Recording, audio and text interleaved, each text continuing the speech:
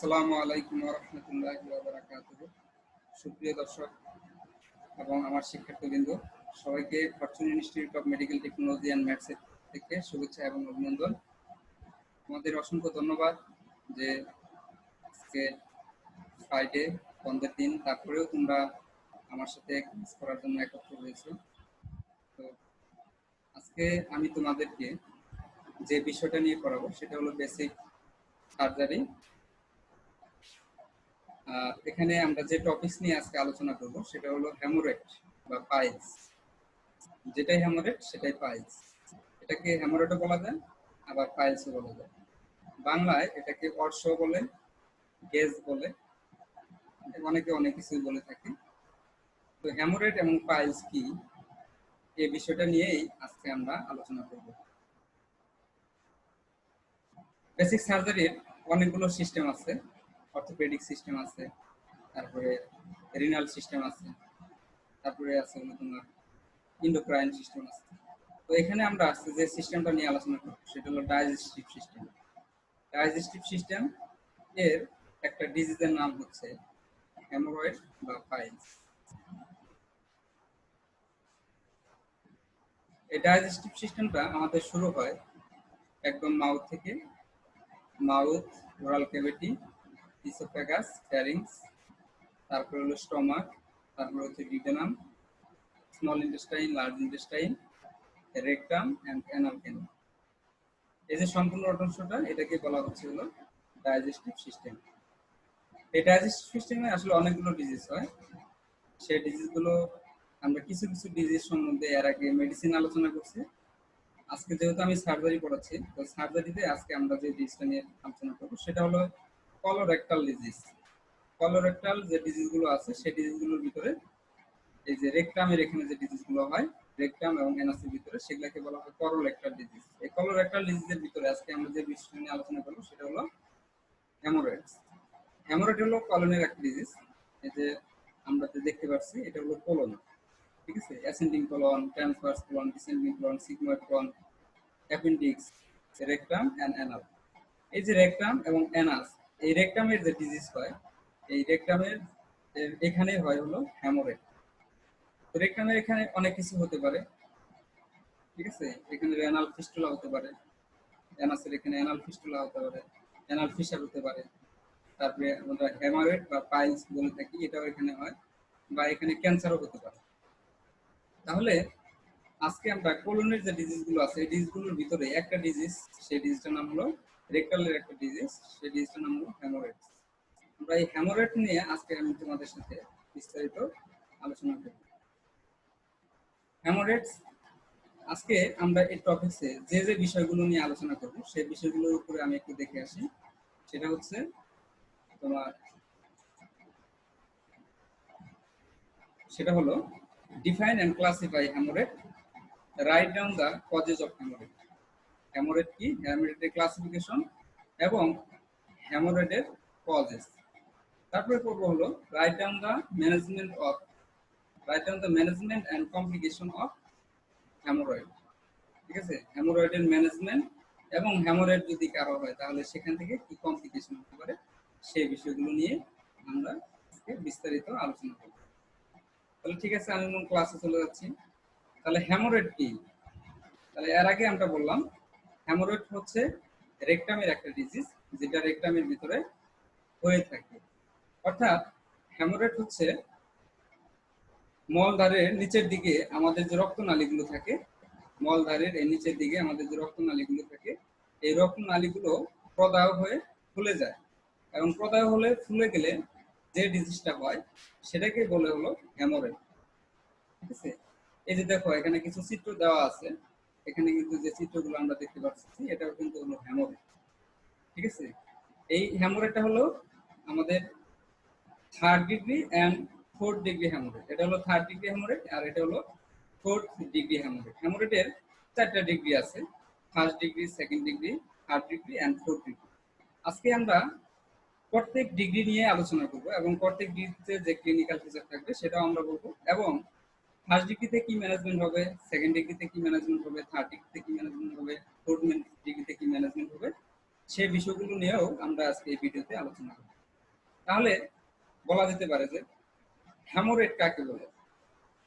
আমি এর আগে বললাম যে হ্যামোরেড হচ্ছে রক্তনালীর একটা ডিজিজ, যেটা আমাদের মানে পায়ুপথের আমাদের পায়ুপথের রেকটামের আশেপাশে যে রক্তনালীগুলো থাকে সেখানে অসংখ্য রক্তনালী থাকে, এবং সেই রক্তনালীগুলো ছোট ছোট রক্তনালী, ছোট ছোট রক্তনালী এবং অনেক আঁকানো বাঁকানো রক্তনালী থাকে। সেই রক্তনালীর যদি প্রদাহ হয়, ফুলে যায়, তাহলে সেটাকে বলবো হলো আমরা হ্যামোরেডস বা পাইলস। এটাকে বাংলায় বলে হলো অর্শ বা কেস। ডিফিনিশন আমরা দেখি, dilatation of the vein, relation of the anus. অর্থাৎ ডাইলেটেশন মানে হলো প্রসারিত হয়ে যাবে, vein of the relation of the anus, অর্থাৎ অ্যানাসের আশেপাশে, এই যে অ্যানাসের আশেপাশে, এই অ্যানাস, অ্যানাস মানে হলো পায়ুপথের একদম বাহিরের যেটা, এই অ্যানাসের আশেপাশে যদি যে বেইন গুলো আছে সেই বেইন গুলো কি হবে, ডাইলেটেশন হয়ে যাবে, ডাইলেশন হয়ে যাবে, প্রসারিত হয়ে যাবে। এবং enlarge of the displacement of the anal tuition, অর্থাৎ সেই ডাইলেটেশন হয়ে যাবে এবং সেটা ধীরে ধীরে বাড়বে, এবং আমাদের যে অ্যানাল টিউশন আছে, যে ছিদ্রটা আছে, সেই ছিদ্রটা হচ্ছে ডিপ্লেসমেন্ট করে দিবে, ডিপ্লেসমেন্ট করে দেবে। এটাকেই বলা হচ্ছে হলো হ্যামোরেড। এতে দেখো এখানে একটা চিত্র দেওয়া আছে, এটা কিন্তু হ্যামোরেডের একটা চিত্র। এটা হলো আমাদের রেকটাম, আর এই নিচের অংশটুকু হলো অ্যানাস। ঠিক আছে, অ্যানাস। এই অ্যানাসের এখানে তুমি এখানে একটা জিনিস দেখতে পারতেছো, লাইনিং দেখতে পারতেছো, লাইনিং দেখা যাচ্ছে। এই যে একটা মাংসপিণ্ডের মতো যে লাইনিংটা তৈরি হচ্ছে, এটাই কিন্তু হ্যামোরেড। এই হ্যামোরেডটা এখান থেকে শুরু হয়ে ধীরে ধীরে ধীরে ধীরে এটা বড় হতে থাকে। ঠিক আছে, প্রাইমারি স্টেজে এই হ্যামোরেডটা আসলে বোঝা যায় না, সেকেন্ডারি স্টেজে বা থার্ড স্টেজে এই হ্যামোরেড গুলো দেখা যায়, বোঝা যায়। ঠিক আছে, আর এই হ্যামোরেড যেহেতু মলদ্বারে হয়ে থাকে, তাহলে এই মলদ্বারে যদি হ্যামোরেড কারো হয়, তাহলে এখানে যদি ফোলা হয়ে যায়, এখানে যদি ধীরে ধীরে এই ব্লাড ভেসেল গুলো ডাইলেটেড হয়ে যায়, তাহলে ডাইলেটেড হয়ে গেলে নর্মালি কিন্তু সে আর ডিফাকেশন বা মলত্যাগ করতে পারবে না। তাহলে তার মলত্যাগের সময় কি হবে, প্রচন্ড ব্যথা হবে। আর প্রচন্ড ব্যথা যখন হবে, তখন মলত্যাগ করার সময় তার এখানে প্রেসার পাবে, আর এখানে যখন প্রেসার পাবে, এই যে রক্তনালীগুলো আছে, এই রক্তনালীগুলো তখন ছিঁড়ে যাবে। আর যখন রক্তনালীগুলো যখন ছিঁড়ে যাবে, তখন তার এখান থেকে ইন্টারনাল ব্লিডিং হবে। সেজন্য হ্যামোরয়েড পেশেন্টের যে লক্ষণটা প্রথমেই দেখা যায়, সেটা হলো ব্লিডিং। ব্লিডিং হবে এবং সেটা হবে ব্রাইট রেড বা রক্ত উজ্জ্বল ব্লিডিং। ঠিক আছে, এখানে যে ব্লিডিংটা হবে সেটা হবে রক্ত উজ্জ্বল ব্লিডিং। অর্থাৎ হ্যামোরয়েড পেশেন্টের প্রথম যে ক্লিনিক্যাল ফিচার থাকবে সেটা হলো brightness bleeding, bright red bleeding, এবং সেই সাথে থাকবে হলো তোমার কনস্টিপেশন, কনস্টিপেশন থাকে। কিন্তু ব্লিডিং যখন হবে, তখন তার কোনো পেইন হবে না, পেইনলেস ব্লিডিং হবে, রক্ত উজ্জ্বল ব্লিডিং হবে এবং পেইনলেস হবে। তার এখানে ব্লিডিং হওয়ার সময় কোনো ব্যথা হবে না, ব্লিডিং হওয়ার পরে সে ব্যথা পাবে। তাহলে আমরা ডিফিনেশন করলাম, এখন আমরা বলবো হলো classification. Classification of the haemorrhoid. Haemorrhoid প্রধানত তিন প্রকারের। একটা হলো এক্সটার্নাল হ্যামোরেড, যে হ্যামোরেডটা আমরা বাইরে দেখতে পাই, বাইরে থেকেই দেখা যায়। External to anal orifice covered by the skin, অর্থাৎ যে হ্যামোরেডটা আমাদের পায়ুপথের বাইরে থাকে এবং স্কিন দ্বারা আবৃত থাকে, তাকে বলা হয় হলো এক্সটার্নাল হ্যামোরেড। অর্থাৎ এখানে যে হ্যামোরেডটা আমরা দেখতে পাচ্ছি, এটাই হচ্ছে এক্সটার্নাল হ্যামোরেড।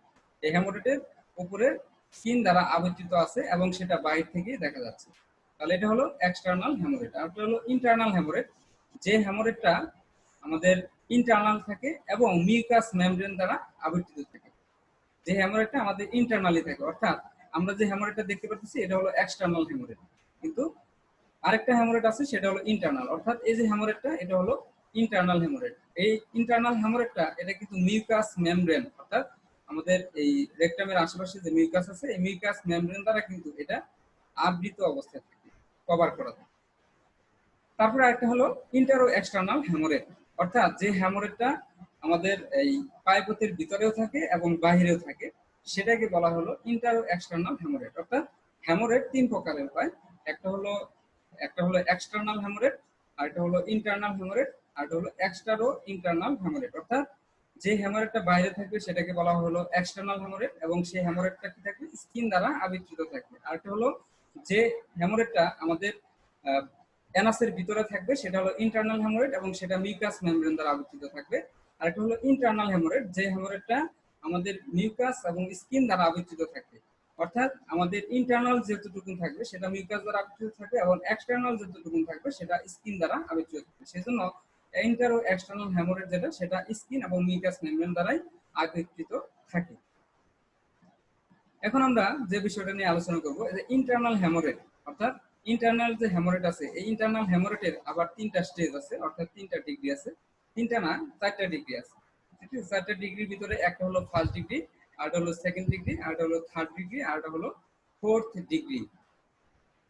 ফোর্থ ডিগ্রি অর্থাৎ এই ফার্স্ট ডিগ্রি হ্যামোরেজ হলে এক ধরনের ক্লিনিক্যাল ফিচার থাকবে, সেকেন্ড ডিগ্রি হ্যামোরেজ হলে আরেক ধরনের ক্লিনিক্যাল ফিচার থাকবে, থার্ড ডিগ্রি হ্যামোরেজ হলে সেটা আরেক ধরনের ক্লিনিক্যাল ফিচার থাকবে এবং ফোর্থ ডিগ্রি হ্যামোরেজ হলে সেটা আবার আরেক ধরনের ক্লিনিক্যাল ফিচার থাকবে। এখন ম্যানেজমেন্ট যদি আমরা করতে যাই তাহলে আমাদের এই ডিগ্রিটা তা নির্ণয় করতে হবে, সে আসলে কোন ধরনের কোন ডিগ্রিতে আছে সেই ডিগ্রি নির্ণয় করে তার চিকিৎসা করতে হবে। এখন আমরা ফার্স্ট ডিগ্রি হ্যামোরেজ কাকে বলে? ফার্স্ট ডিগ্রি হ্যামোরেজ হচ্ছে painless bleeding during defecation do not prolapse outside the anal canal. অর্থাৎ পেইনলেস ব্লিডিং হবে, অর্থাৎ ব্লিডিং হওয়ার সময় তার কোনো ব্যথা হবে না এবং ডিফাকেশনের সময় তার ব্লিডিংটা হবে।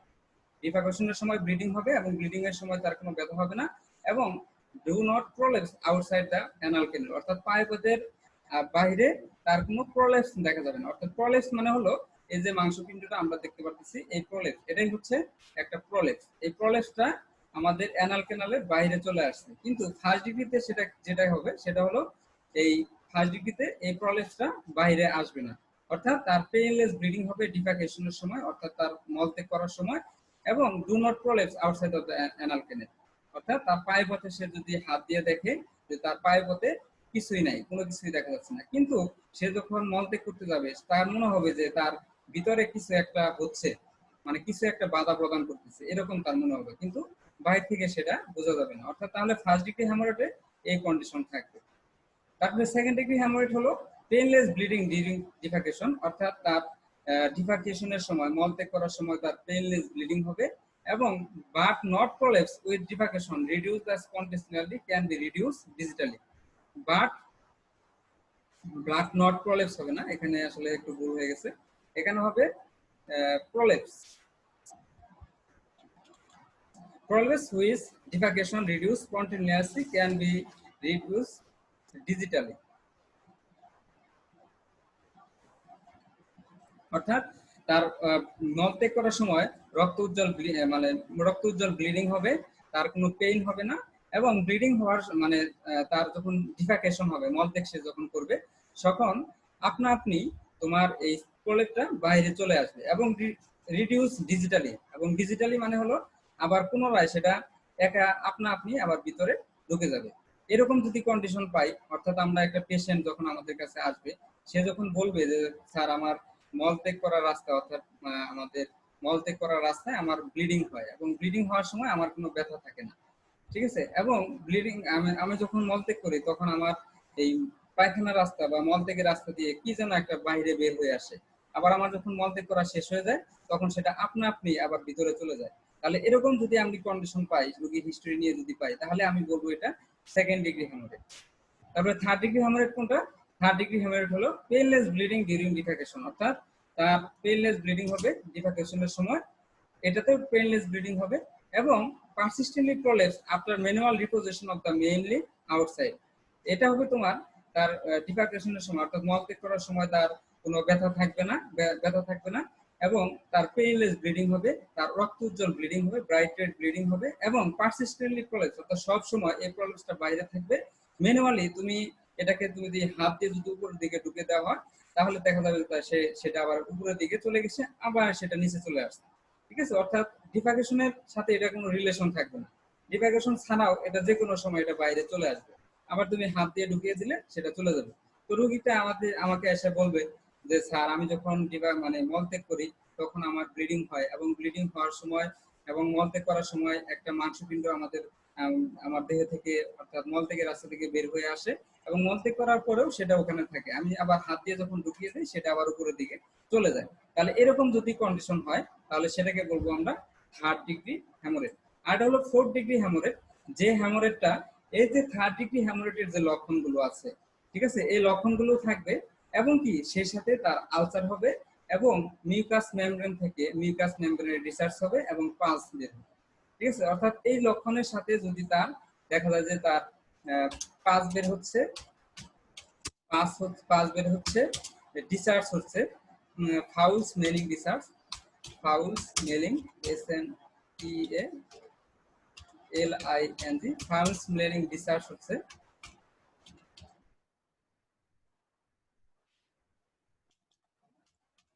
ফাউল স্মেলিং ডিসচার্জ অর্থাৎ পাস বের হবে এবং সেই পাসটা যদি দুর্গন্ধমুক্ত থাকে এবং তার সাথে কি থাকবে, কিচিং থাকবে, প্রুরাইটিস থাকবে, PRURI,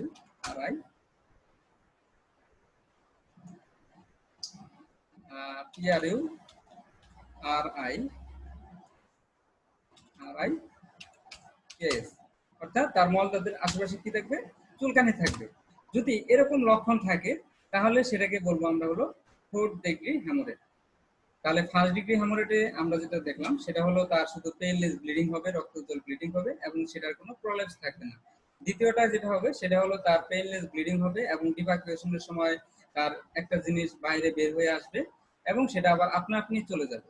তৃতীয়টা যেটা হলো সেটা হলো তার পেইনলেস ব্লিডিং হবে, রক্তজল ব্লিডিং হবে এবং পারসিস্টেন্টলি এটা সবসময়, অর্থাৎ মলের সাথে কোনো সম্পর্ক নাই, এটা সবসময় বাইরে থাকবে এবং ডিজিটালি সে যখন এটা বাইরে ভিতর থেকে ভিতরে ঢুকিয়ে দেওয়ার চেষ্টা করবে তখন সেটা আঙ্গুল দিয়ে যখন ভিতরে ঢুকিয়ে দিবে তখন সেটা ভিতরে চলে যাবে। আর থার্ড ডিগ্রি হলো সেটাও স্পন্টেনিয়াসলি সবসময় তার বাইরে থাকবে, কিন্তু এটার সাথে আরেকটা জিনিস যুক্ত থাকবে সেটা হলো সেখান থেকে পাস বের হবে, ফাউল স্মেলিং ডিসচার্জ হবে, সেখান থেকে যে মিউকাস মেমব্রেন গুলো বের হয়ে আসবে, মিউকাসের ডিসচার্জ সেটা হবে দুর্গন্ধযুক্ত এবং পুরাইটিস থাকবে, তার তার ওই মলদ্বারের আশেপাশে চুলকানি থাকবে। এরকম যদি লক্ষণ থাকে তাহলে সেটাকে বলবো আমরা 4th ডিগ্রি হেমোরেজ। এখানে আমরা দেখো একটা চিত্র অ্যাড করেছি আমি, সেটা তুমি দেখতে পারতেছো অবশ্যই। একটা হলো normal rectum of the anal ক্যানেল, এটা হলো নর্মাল, ঠিক আছে, এখানে কিন্তু কোনো প্রলেপস নাই। কিন্তু সেকেন্ড স্টেজে যেটা হচ্ছে সেটা হলো তার ভিতরে একটা প্রলেপস তৈরি হয়েছে কিন্তু বাইরে না। এই ভিতরে প্রলেপসটা তৈরি হওয়ার কারণে তার যে যখন ডিফাকেশন করবে তখন এখানে প্রেসার পাবে, প্রেসার পাওয়ার কারণে এখানে যে রক্তনালীগুলো আছে সেগুলো ছিঁড়ে যাবে এবং সেখান থেকে তোমার রক্ত উজ্জ্বল ব্লিডিং হবে। অনুরূপভাবে এটা হলো থার্ড, এটা হলো সেকেন্ড স্টেজ, এটা হলো থার্ড স্টেজ, এটা হলো 4th স্টেজ। অর্থাৎ 4th স্টেজে যেটা থাকবে সেটা হলো তার স্পন্টেনিয়াসলি থাকবে এখানে এবং এখানে তোমার পাস বের হবে, তারপরে তোমার ডিসচার্জ হবে এবং পুরাইটিস হবে। আর এখানে শুধু স্পন্টেনিয়াসলি থাকবে, তার কোনো পাস থাকবে না, পুরাইটিসও থাকবে না এবং রক্ত মানে মলত্যাগ করার সময় তার শুধু পেইন হবে। আর এটা হলো তোমার স্পন্টেনিয়াসলি সে যখন টিপে মানে মলত্যাগ করবে তখন তার ব্লিডিং হবে এবং ব্লিডিং হওয়ার পরে সাথে সাথে সাথে তার এটা বাইরে চলে আসবে, আবার আপনা আপনি মলত্যাগ করার পরে বাইরে ভিতরে চলে যাবে। এই হলো অবস্থা। তো তোমরা কি এটা কি এই বিষয়টা বুঝতে পারছো সবাই? স্যার আরেকবার বুঝাই দেন, আমার নেটওয়ার্কে প্রবলেম ছিল। আচ্ছা, তাহলে হ্যামোরেডের তিনটা ক্লাসিফিকেশন আছে, একটা হলো এক্সটার্নাল হ্যামোরেড, একটা হলো ইন্টারনাল হ্যামোরেড, আর হলো ইন্টারো এক্সটার্নাল হ্যামোরেড। এটা আমরা বুঝলাম। সেটা হলো এক্সটার্নাল যেটা হলো যেটা সবসময় বাইরে থাকবে, স্কিন দ্বারা আবৃত থাকবে। ইন্টারনাল মানে হলো যেটা সবসময় ভিতরে থাকবে এবং মিউকাস মেমব্রেন দ্বারা আবৃত থাকবে। ইন্টারো এক্সটার্নাল সেটা হচ্ছে তোমার ভিতরেও থাকবে এবং বাইরেও থাকবে। ভিতরে যে অংশটুকু থাকবে সেটা মিউকাস দ্বারা আবৃত থাকবে এবং বাইরে যে অংশটুকু থাকবে সেটা তোমার স্কিন দ্বারা আবৃত থাকবে। তোমরা এই চিত্রটা দেখো, এই যে চিত্রটা, এটা কিন্তু বাহিরে অর্থাৎ স্পন্টেনিয়াসলি এটা বাইরে আছে এবং এটা তোমার স্কিন দ্বারা আবৃত আছে এবং এটার ভিতরে যতটুকুন আছে ভিতরের সেটা হলো ইন্টারনাল। অর্থাৎ এই যে হ্যামোরেডটা এটা হলো এক্সটারো ইন্টারনাল হ্যামোরেড, এক্সটারো ইন্টারনাল হ্যামোরেড। তাহলে এটার ভিতরে যে অংশটুকু এটা মিউকাস মেমব্রেন দ্বারা আবৃত আছে এবং বাইরের যে অংশটুকু এটা কিন্তু স্কিন দ্বারা আবৃত আছে। তাহলে ইন্টারনাল হ্যামোরেড আবার তিনটা স্টেজ আছে, চারটা স্টেজ আছে। একটা হলো 1st ডিগ্রি, আরেকটা হলো 2nd ডিগ্রি, আরেকটা হলো 3rd ডিগ্রি। তাহলে 1st ডিগ্রি কি? 1st ডিগ্রি হ্যামোরেড হলো রোগীটার যখন রোগীটার যখন তোমার হ্যামোরেড হবে বা পাইলস যখন হবে তার একটা হিস্টোরি থাকবে। সেই হিস্টোরিটা হলো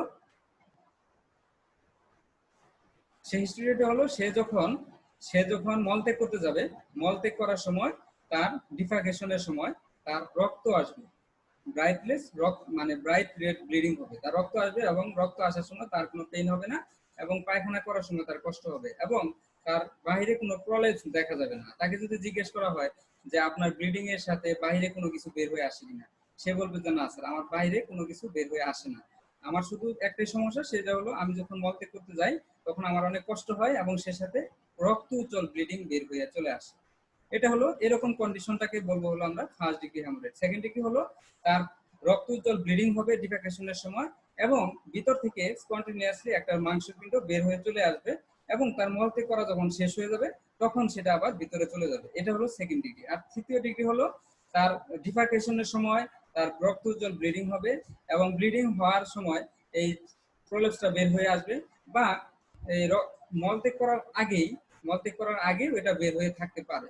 ঠিক আছে, অর্থাৎ দেখা যাবে যে তাকে হিস্টোরি নিলে সে বলবে যে স্যার আমার মলত্যাগের রাস্তায় কি যেন একটা মাংসপিণ্ড আছে, এটা সব সময় আমার এখানে থাকে এবং আমি যখন এটাকে মানে প্রেসার লোড করি, প্রেসার দিয়ে উপরের দিকে দিতে চাই, তখন সেটা উপরের দিকে চলে যায়। তাহলে এরকম যদি কন্ডিশন থাকে তাহলে সেটাকে বলবো আমরা থার্ড ডিগ্রি। আর ফোর্থ ডিগ্রি হলো থার্ড ডিগ্রি যে লক্ষণগুলো এই লক্ষণগুলো থাকবে এবং সেই সাথে যোগ থাকবে হলো পাস, তার ওখান থেকে পুজ বের হবে এবং ফাউল স্মেলিং ডিসার্চ হবে, ওখান থেকে যে ডিসার্চ হবে মিউকাস মেমব্রেনের যে ডিসার্চ সেটা হবে দুর্গন্ধযুক্ত ডিসার্চ এবং সেই সাথে থাকবে হলো পুরাইটিস অর্থাৎ চুলকানি। এরকম যদি থাকে তাহলে সেটাকে বলবো হলো আমরা fourth degree haemorrhage. Fourth degree haemorrhage. ঠিক আছে, এখন এই যে আমরা যে ডিগ্রিটা পড়লাম সেই ডিগ্রিটাই আমরা এখানে চিত্রের মাধ্যমে দেখতেছি। একটা হলো 4 স্টেজ, আর হলো 3 স্টেজে যেরকম থাকবে, সেকেন্ড স্টেজে যেরকম থাকবে এবং ফার্স্ট স্টেজে যেরকম থাকবে, আর নরমাল অ্যানাল ক্যানেলটা যেরকম থাকবে এখানে আমরা দেখতে পাচ্ছি। তো ক্লিয়ার, তোমরা এই বিষয়টা বুঝতে পারছো? জি স্যার, বুঝছি। এই বিষয়টা যদি বুঝে থাকো তাহলে আমাদের ট্রিটমেন্ট করার সময় আমাদের কিন্তু স্টেজের উপরে তার চিকিৎসাটা করতে হবে। ঠিক আছে, সেই জন্য আমাদের এই বিষয়টা বুঝে না থাকলেও তোমরা ভিডিওটা বারবার দেখার চেষ্টা করবা। যদি বারবার দেখার পরেও যদি তোমাদের বুঝতে কোনো সমস্যা হয় তাহলে আমার পার্সোনাল কন্ট্যাক্ট নাম্বারে তোমরা আমার সাথে যোগাযোগ করবে। এখন আমরা আরেকটা বিষয় যেটা পড়বো সেটা হলো এই যে তোমার পাইলসটা হচ্ছে, এই পাইলস হওয়ার আসলে কারণ কি, কেন এই পাইলসটা হয়। ঠিক আছে, তাহলে আমরা ডিফিনেশনে করছি এটা হলো inflammation of the dilatation of the vein of the relation of the anus, অর্থাৎ অ্যানাসের আশেপাশে যে ভেইন গুলো থাকে সেই ভেইন গুলো ডাইলেটেশন হয়ে যায় এবং ইনলার্জমেন্ট হয়ে যায়। এই ইনলার্জমেন্ট এবং ডাইলেটেশন কেন হয় এটা আসলে নির্দিষ্ট কোনো কারণ নির্ণয় করা যায় না।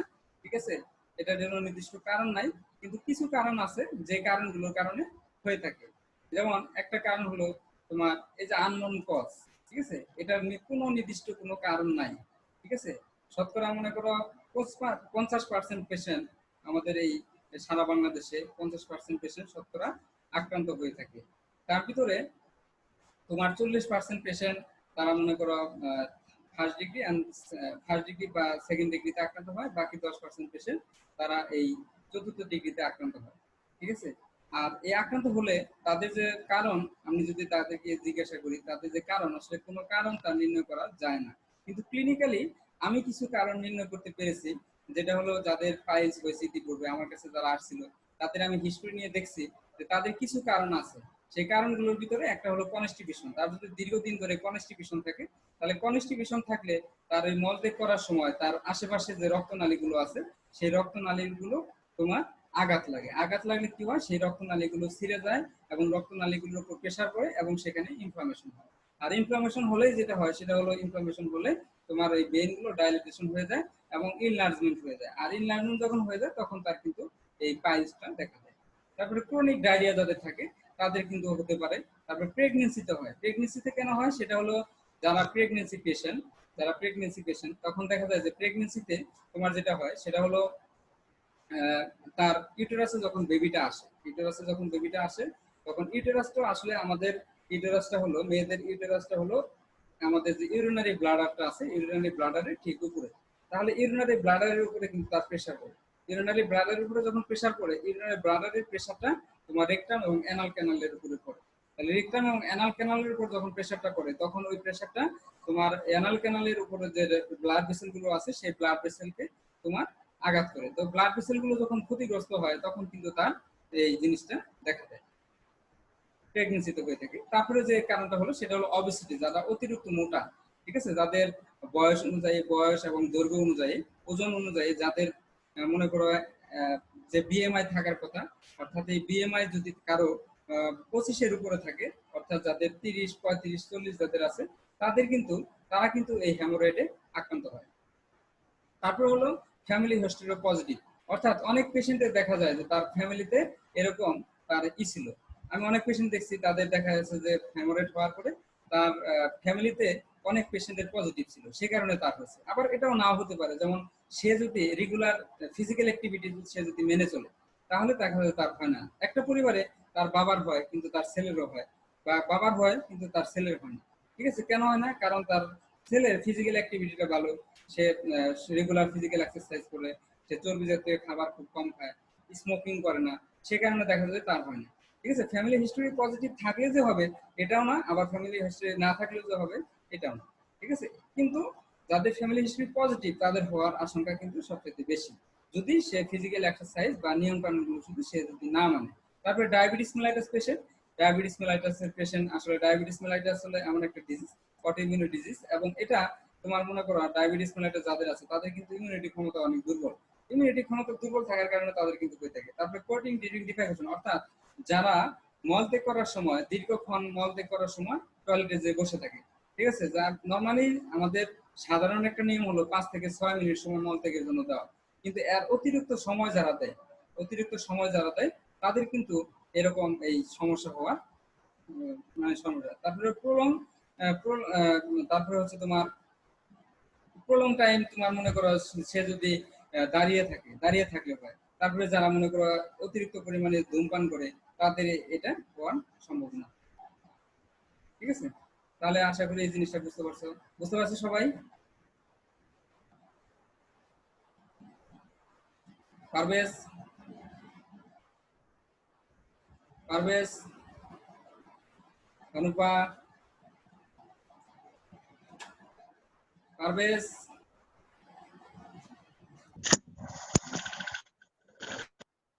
তাহলে আমরা পরবর্তীতে যেটা করব সেটা হচ্ছে তোমার write down the management of the haemorrhoid, হ্যামোরেডের ম্যানেজমেন্ট। অর্থাৎ হ্যামোরেড যদি কারো হয় তাহলে আমরা তাকে কি চিকিৎসা দেব। তাহলে চিকিৎসার ক্ষেত্রে আমি যেটা বলবো, প্রথমে তার লক্ষণগুলো আগে নির্ণয় করতে হবে, তার আসলে কি কি লক্ষণ আছে সেই লক্ষণগুলো নির্ণয় করে তার চিকিৎসাটা দিতে হবে। এবং ফার্স্ট ডিগ্রি এবং সেকেন্ড ডিগ্রিতে আমরা যে চিকিৎসাটা দিব, এবং সেটা তোমার থার্ড ডিগ্রি এবং ফোর্থ ডিগ্রিতে আমাদের অন্যরকম চিকিৎসা হবে। তাহলে এখন আমরা যেটা করব সেটা হলো ক্লিনিক্যাল ফিচার। ম্যানেজমেন্টের ভিতরে আসলে আমরা এর আগেও জানি, মেডিসিনে আমরা পড়ছি, ম্যানেজমেন্টের ভিতরে তিনটা বিষয় থাকে। একটা হলো তোমার ক্লিনিক্যাল, মানে ক্লিনিক্যাল ফিচার, তারপরে ইনভেস্টিগেশন, তারপরে হলো ট্রিটমেন্ট। কারণ একটা পেশেন্টের যদি তুমি তার ক্লিনিক্যাল ফিচার যদি নির্ণয় করতে না পারো তাহলে কিন্তু তার ম্যানেজমেন্ট করতে পারবে না। ঠিক আছে, ক্লিনিক্যাল ফিচার আগে দেখতে হবে, তারপরে তার এই ক্লিনিক্যাল ফিচারের উপর বেস করে তার পরীক্ষা করাতে হবে এবং তার চিকিৎসা দিতে হবে। তাহলেই এই পেশেন্ট কিন্তু পুরোপুরি সুস্থ হয়ে উঠবে। সেজন্য আমাদের প্রথমে যেটা জানতে হবে সেটা হলো ক্লিনিক্যাল ফিচার। তাহলে ক্লিনিক্যাল ফিচার, তার সিমটম, সিমটম মানে হলো রোগী তোমার কাছে এসে যেটা বলবে সেটা হলো, রোগী তোমাকে প্রথমে যেটা বলবে সেটা হলো পার রেক্টাল ব্লিডিং এর কথা বলবে, এবং ব্লিডিংটা হবে ব্রাইট রেড, অর্থাৎ রক্ত উজ্জ্বল, পেইনলেস ব্লিডিং ডিউরিং ডিফেকেশন, অর্থাৎ